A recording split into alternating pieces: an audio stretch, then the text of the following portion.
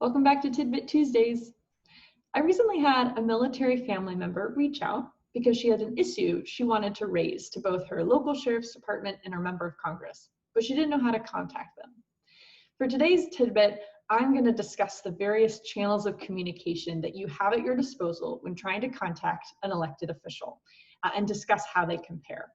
Obviously, every level of government is different, and every office and every level of government is going to have different policies about whom to reply to and by when. But our hope is to at least increase the odds that any sort of advocacy communication you send has the best chance of being heard. The first most obvious way to communicate with an elected official is directly, either at an in-person meeting or at an event like a town hall or a legislative hearing. Pre-COVID, most of these meetings would have been in person, either at the district level or in DC in the case of Congress. But with everyone working from home right now, we've actually heard from our partner organizations they've had better luck than normal at getting virtual meetings one-on-one with staffers at a higher level than they normally get to. So it doesn't hurt to reach out to the office of your elected official and request a meeting.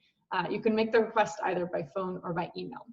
Plus, if there are any virtual forums already taking place, that's a great chance to ask a question from the comfort of your own couch.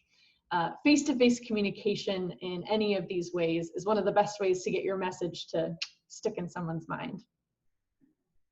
The next category of communique is a written direct submission, either a letter or an email. Yes, these do get read by real people, I promise. Writing letters and emails can be a really compelling way to tell a personal story about why you care about an issue, and they leave behind written words that office can then refer back to later if they so wish. Now, the first eyeballs on your letter or email is going to be a staffer who is probably overworked and underpaid. I talk about that in a previous tidbit, so refer back for some tips. I also talk about why it's really important to try and customize your message whenever possible, rather than just forwarding on mass emails that might get glossed over. But my last piece of new advice is this. If you're sending a physical letter, consider typing it out and then signing it by hand. As someone who in a former life was an intern reading these letters, trust me, you will make that person's day by not making them decipher your cursive. Now, letters can take weeks to process and arrive at their destination, and emails can take a long time to draft. So if the issue that you're talking about is time sensitive, and if your message is really simple, like vote yes or no on an upcoming bill, phone calls are going to be your best bet. See, phone calls are all about quantity over quality. The text of the message doesn't often get recorded. It'll simply get put down as support or oppose X issue in the office's bookkeeping. But hey, that still makes a difference.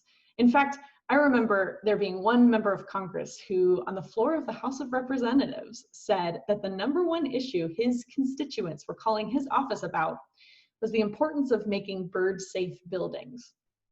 So never underestimate the power that your small group of ornithologists can have on US public policy. Yes, phone calls do get heard in their own way. Finally, if you've tried to contact your elected official directly but to no avail, try taking a more indirect route, like tweeting at them, or writing a letter in your local editor, or even a longer opinion piece in some sort of news outlet. Elected officials obviously care about what their voters think and say, and so they will probably pay attention if they get referenced in such a public-facing kind of way. You might finally get that callback. I hope today's tidbit about lobbying your elected official, combined with the previous one on a similar topic, have made you feel more confident raising your voice on issues that matter to you and your family. Please do not hesitate to reach out if we can ever be helpful. Stay healthy, y'all.